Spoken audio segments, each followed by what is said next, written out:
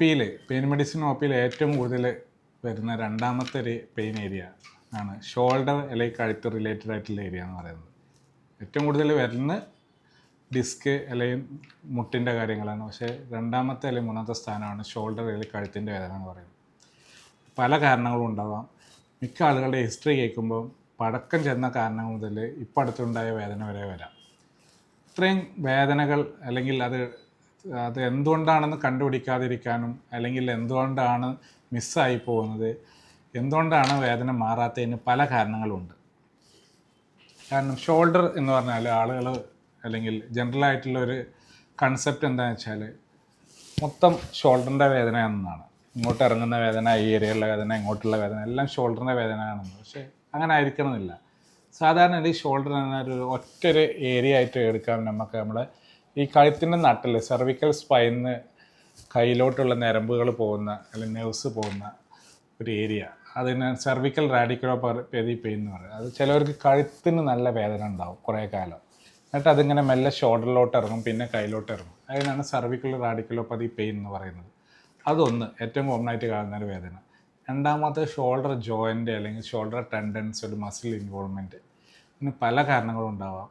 ഞാൻ സെർവിക്കൽ റാഡിക്കുലോപതിനെ കുറിച്ച് മുമ്പ് പല വീഡിയോയിലും പറഞ്ഞുകൊണ്ട് തന്നെ അതിനെക്കുറിച്ച് അധികം പറയുന്നില്ല, എന്നാലും പറയാം. ആ വേദന യൂഷ്വലി കഴുത്ത് വേദന കയ്യിലോട്ട് കടന്നിറങ്ങുക, കൈൻ്റെ വിരലിലോട്ട് മിക്കവാറും തള്ളവിരൽ ചെറിലോട്ട് തരിപ്പ് അല്ലെങ്കിൽ വേദന, കൈ ഇങ്ങനെ മേലെ പൊക്കി വെച്ചാൽ ചിലവർക്ക് കുറഞ്ഞു വരിക, രാത്രിയിൽ വേദന, അങ്ങനത്തെ കാര്യങ്ങളാണ് മൊത്തത്തിലുള്ള വേദനക്കാണ് ഷോൾഡർ അല്ലെങ്കിൽ ഷോൾഡറിലൂടെ പാസ് ചെയ്ത് പോകുന്ന വേദന എന്ന് പറയാം. അതിനാണ് ഷോൾഡർ സെർവിക്കൽ റാഡിക്കുലോപതി എന്ന് പറയാം.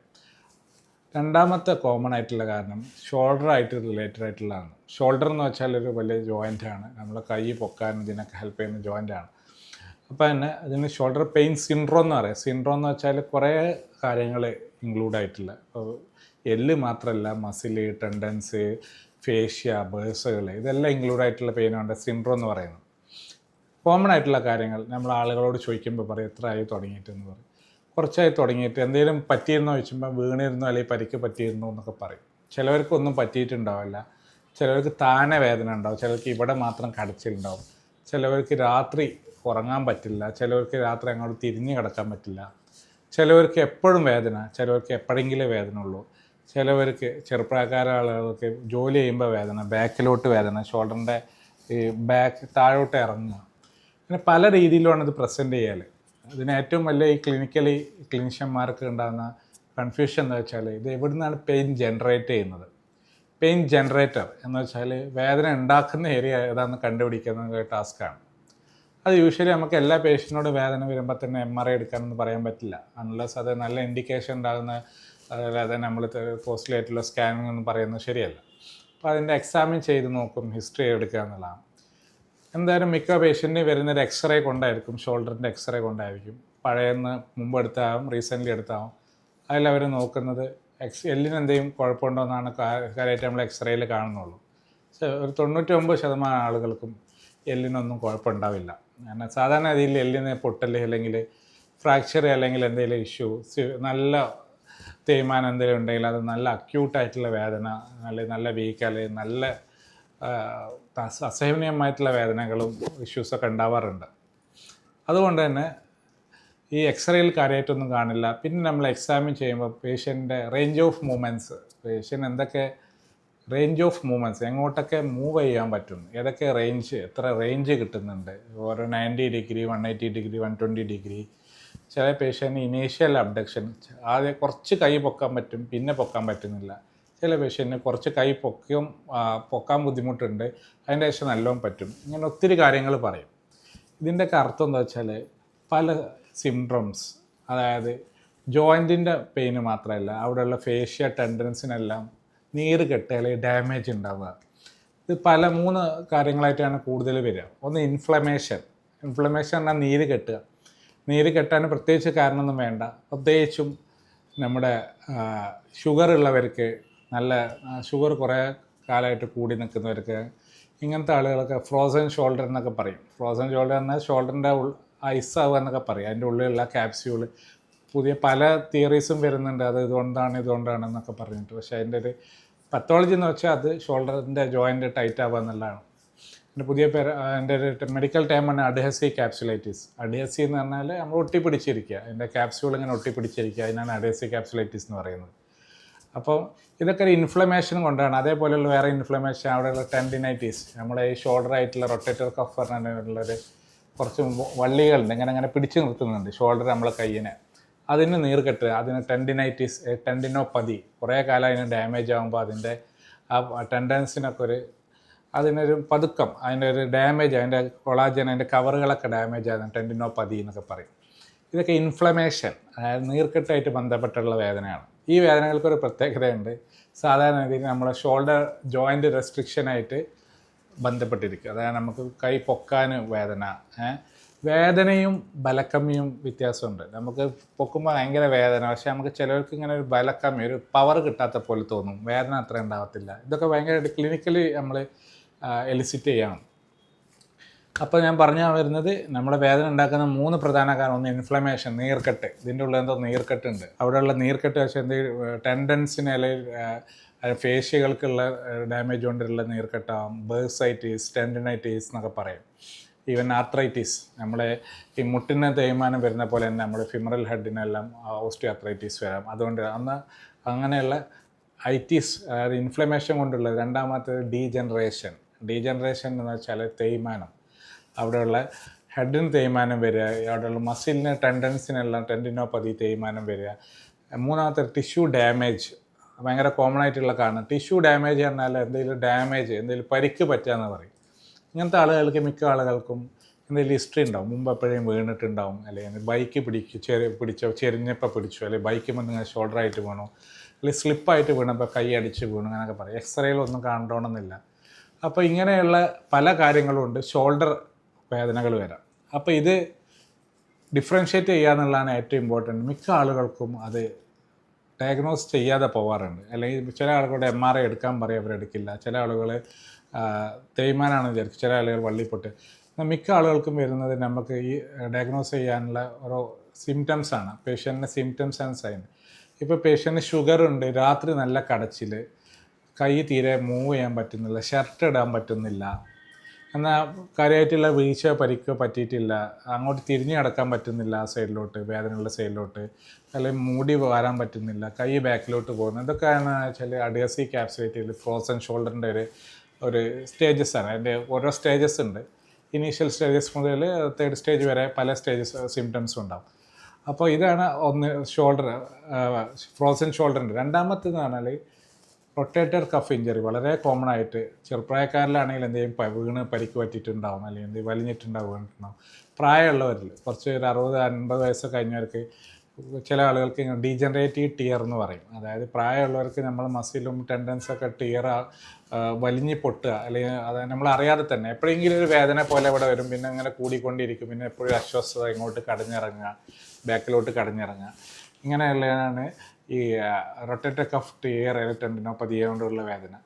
മൂന്നാമത്തെ പറഞ്ഞാൽ ബേഴ്സൈറ്റീസ്, അല്ലെങ്കിൽ ഇംപിഞ്ച്മെൻറ്റ് സിൻഡ്രോംസ്, അല്ലെങ്കിൽ പെയിൻഫുൾ ആർക്ക് സിൻഡ്രോം എന്ന് പറയും. ഇവിടെയുള്ള ഫേഷ്യ, ഓരോ പാടകൾ, നമ്മൾ ഈ സ്കിന്നിൻ്റെ മസിലിൻ്റെ അടിയിലുള്ള ഓരോ വൈറ്റിഷ് ഒരു കളറിലെ പാടകളുണ്ട്, അതിനെ പിടിച്ചു നിർത്തുന്ന ഷീറ്റുകൾ, തിന്നായിട്ടുള്ള ഷീറ്റുകൾ, ഫേഷ്യകൾ, അതിൻ്റെ ഉള്ളിൽ നീരിറങ്ങിയാലും ഇങ്ങനെ നല്ല പെയിനും ഇതെല്ലാം വരാറുണ്ട്. ഇതിൻ്റെയൊക്കെ ട്രീറ്റ്മെൻറ്റ് ഭയങ്കര ഡിഫറെൻ്റാണ്, എല്ലാം ഒന്നൊന്നല്ല.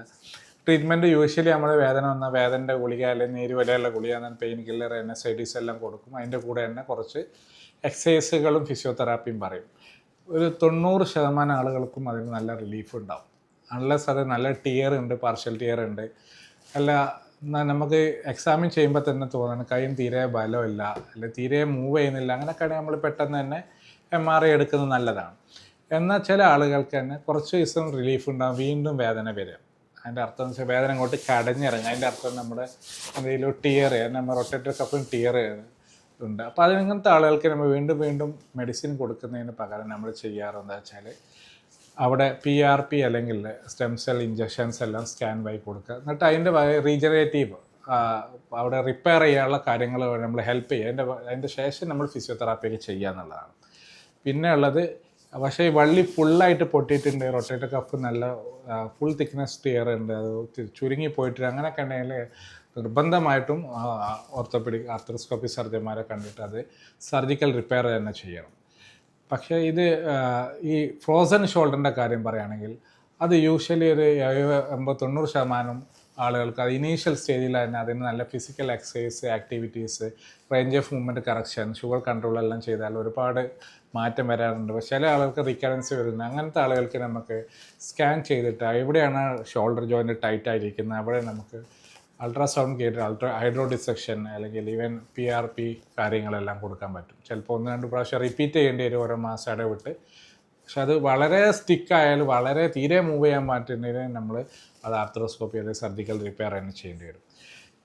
പിന്നെയുള്ള കാര്യമാണ് ഈ ബേഴ്സൈറ്റിസ് അല്ലെങ്കിൽ ടെൻഡിനൈറ്റിസ് എന്നൊക്കെ പറയും. അതായത് ഈ നീര് വരുന്ന ഉള്ളിൽ നീര് വരുന്ന പല അസുഖങ്ങളും ഉണ്ടാവാം.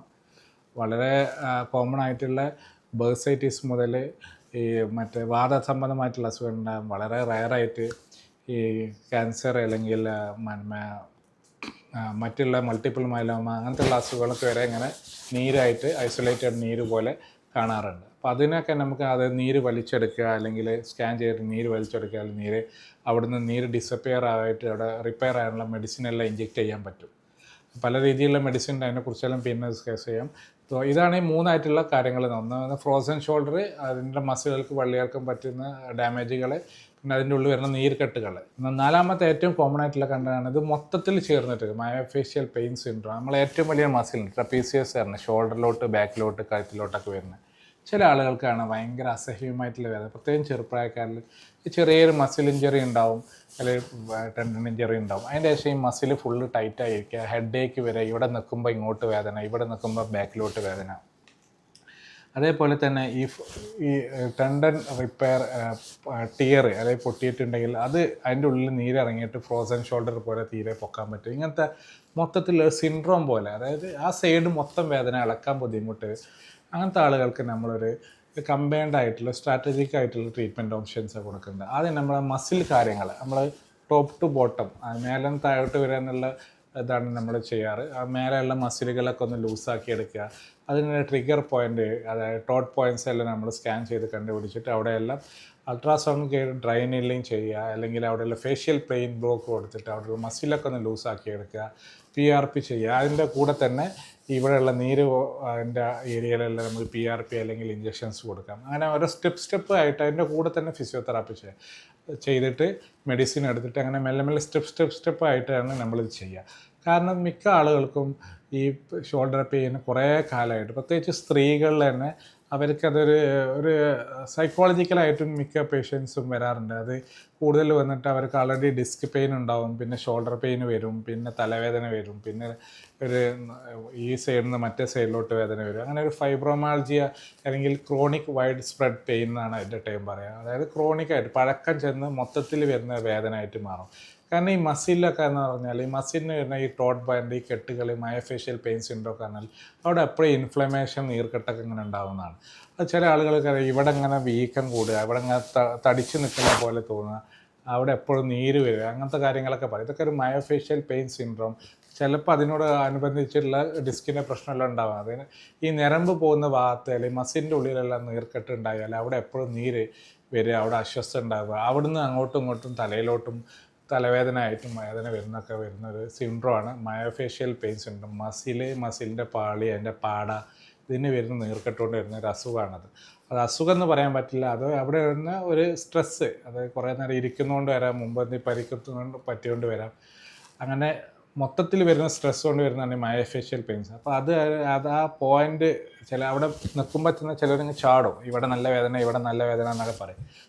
അവർക്ക് ഷോൾഡറിന് ഡാമേജ് ഉണ്ടാവും. അപ്പോൾ മൊത്തത്തിലൊരു കൂട്ടായിട്ടാണ് ഇതെല്ലാം പ്രസൻറ്റ് ചെയ്യുക. അപ്പോൾ ചിലപ്പോൾ അത് നമ്മൾ ഷോൾഡർ മാത്രം കോൺസെൻട്രേറ്റ് ചെയ്താൽ ചിലപ്പോൾ അത് മാറാനൊന്നുമില്ല. അതിനനുസരിച്ചുള്ള മസിലുകൾ സ്ട്രെങ്തൻ ചെയ്യേണ്ടി വരും. അതിൻ്റെ ട്രപ്പീസിയസ് പോലെയുള്ള സ്ട്രോങ് ആയിട്ടുള്ള മസിൽ സപ്പോർട്ടുകൾ സ്ട്രെങ്തൻ ചെയ്യേണ്ടി വരും. അതിന് റീജനറേറ്റ് ചെയ്യൽ പെയിൻ ബയോളജിക്സ് അപ്ലൈ ചെയ്യേണ്ടി വരും. ഇത് ഒത്തിരി കാര്യങ്ങളായിട്ട് ഒരു കമ്പൈൻഡായിട്ട് ഒരു കൂട്ടായിട്ടുള്ള ഇഷ്യൂ ആണ് മിക്ക സമയത്തും ഈ പഴക്കം തന്ന ഷോൾഡർ വേദനകൾ കാണാറ്. കാരണം ഇവർ പല രീതിയിലുള്ള ട്രീറ്റ്മെൻറ്റ് ഓപ്ഷൻസും കൊടുത്തിട്ട്, കാരണം അവരെ പറയും നീർക്കെട്ടാന്ന് പറയും, ഇവിടെ നീരാന്ന്. പക്ഷേ നീർക്കെട്ട് എന്തുകൊണ്ട് വന്നു, ഇവിടെ മസിലിന് ഇവിടെ ഡാമേജ്, ഇവിടെ ടോട്ട് പോയിന്റ്, നമുക്കിങ്ങനെ സ്കാനിൽ വെച്ചിട്ട് ഇങ്ങനെ നീഡ്ലിങ് ചെയ്യുമ്പോൾ നമുക്കിങ്ങനെ ഒരു മസിൽ ട്രിഗർ പോയിന്റ്സ് ഇങ്ങനെ ടിച്ച് ചെയ്യുന്നത് കാണാൻ പറ്റും, ഇങ്ങനെ തുള്ളി കളിക്കുന്നത് കാണാൻ പറ്റും.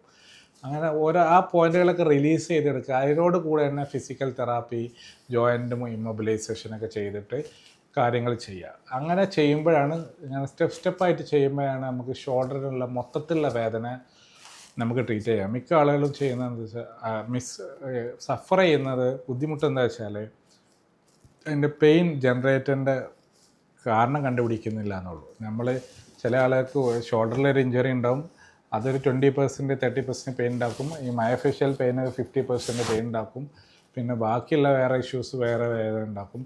ഇതിൻ്റെ കൂടെ തന്നെ ഷുഗർ ഭയങ്കര ഹൈ ആയിരിക്കും, വാദം ഉണ്ടാകും. ഇങ്ങനെ ആകുമ്പോൾ മൊത്തത്തിൽ അവരെ മാനസികമായിട്ട് ഭയങ്കര ഡൗൺ ആയിരിക്കും. കാരണം നമ്മളെ ബ്രെയിനിൻ്റെ അടുത്തിരിക്കുന്ന ഏരിയയാണിത്. ഇവിടെ ഭയങ്കരമായിട്ട് ഇൻഫ്ലമേഷൻ, നീർക്കെട്ടൊക്കെ ഉണ്ടാകുമ്പോൾ നമ്മളൊരു എപ്പോഴും ഉഷാറുണ്ടാവില്ല, എപ്പോഴും ഒരു ദേഷ്യം വരിക, വീട്ടുകാരോടൊക്കെ ദേഷ്യം വരിക, ഉറക്കമുണ്ടാവില്ല, ഇങ്ങനെയൊക്കെ ഒരുപാട് ഇഷ്യൂസ് ഉണ്ട്. അപ്പം അത് മൊത്തത്തിൽ നമ്മൾ ഒരു കുറേ ഒഴിച്ചിലും പേശുമല്ല നമ്മുടെ ടാർഗറ്റ്. നമ്മൾ ചെയ്യുന്നത് എന്താ വെച്ചാൽ ഓരോ പെയിൻ ജനറേറ്റർ ഓറിയൻറ്റഡ്, അത് സ്റ്റെപ്പായിട്ട് ആഴ്ചയിൽ ഒരിക്കലോ മാസത്തിൽ ഒരിക്കലോ അവിടെ എങ്ങനെ റിലീസാക്കുക, അവിടെ എങ്ങനെ സ്മാൾ ഇഞ്ചക്ഷൻസ് എന്ന് പറയുന്നത് വെച്ചാൽ വേദനക്കുള്ള ഇഞ്ചക്ഷൻസ് ഒന്നുമല്ല നമ്മൾ ചെയ്യുക. നമ്മൾ അൾട്രാസൗണ്ട് ഗൈഡഡ് റീജനറേറ്റീവ് അല്ലെങ്കിൽ അവിടെ നിന്ന് നീര് വലിയ പ്രോലോതെറാപ്പി പോലെയുള്ള ഇഞ്ചക്ഷൻസാണ് ചെയ്യുന്നത്. അത് ചെയ്ത് സ്റ്റെപ്പായി അതോടുകൂടി ലൈഫ് സ്റ്റൈൽ ചേഞ്ചസ്, എക്സസൈസുകൾ ചെയ്യണം, 7 to 9 hours ഉറങ്ങണം.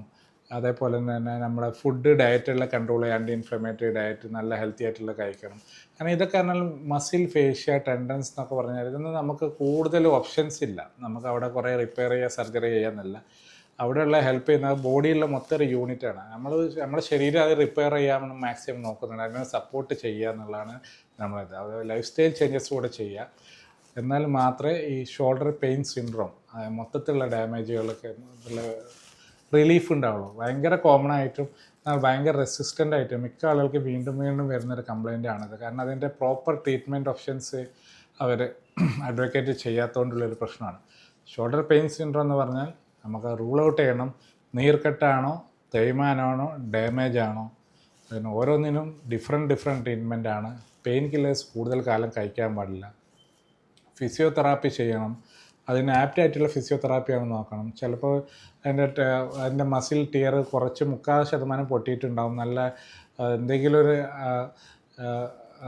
അനാറ്റമിക്കൽ അല്ലാത്തൊരു മൂവ്മെൻറ്റ് കൊണ്ട് അത് ഫുള്ളായിട്ട് പൊട്ടിപ്പോകുന്ന കേസുകളൊക്കെ കാണാറുണ്ട്. അതാണ് പറഞ്ഞത്, നല്ല ഫിസിയോതെറാപ്പി ചെയ്യുക, എക്സസൈസുകൾ ചെയ്യുക, proper sleep, proper stretching exercise, ഒരുപാട് സ്ട്രെച്ച് നമ്മൾ മസിൽ സ്ട്രെച്ച് ആകുക, മെല്ലെ ചെയ്തെടുക്കണം. കാരണം ഇത് ബോഡിയിലൊരു സ്റ്റിക്കായിട്ട് നിൽക്കുന്ന ഒരു പെയിനാണ്, കുറേ കാലം നിൽക്കുന്ന ഒരു വേദന. ഈ ഷോൾഡർ നെക്ക് ഏരിയയിലുള്ള വേദന എന്ന് പറഞ്ഞാൽ മെല്ലെ ആ ബോഡിയെ ഹെൽപ്പ് ചെയ്തിട്ട് അത് നമ്മളെ ബ്രെയിൻ മെമ്മറി അതിന് ഭയങ്കര കൂടുതലായിരിക്കും. നമ്മളെ കാലിൻ്റെ വിരലിൻ്റെ അറ്റത്തുണ്ടാകുന്ന ഒരു വേദന പോലെ ആയിരിക്കില്ല നമ്മുടെ ഷോൾഡറിൻ്റെ കഴുത്തിൻ്റെ വേദന എന്ന് പറയുന്നത്. അപ്പോൾ അതാണ് അതിൻ്റെ ബ്രെയിൻ മെമ്മറിയോടെ സപ്പോർട്ട് ചെയ്തിട്ട് നമ്മൾ മെല്ലെ ഇൻഫ്ലമേഷൻ കുറച്ച് സെറ്റാക്കിയിട്ട് വേദന ഉണ്ടാക്കുന്ന ഏരിയകൾ ട്രീറ്റ് ചെയ്ത് എടുക്കണം.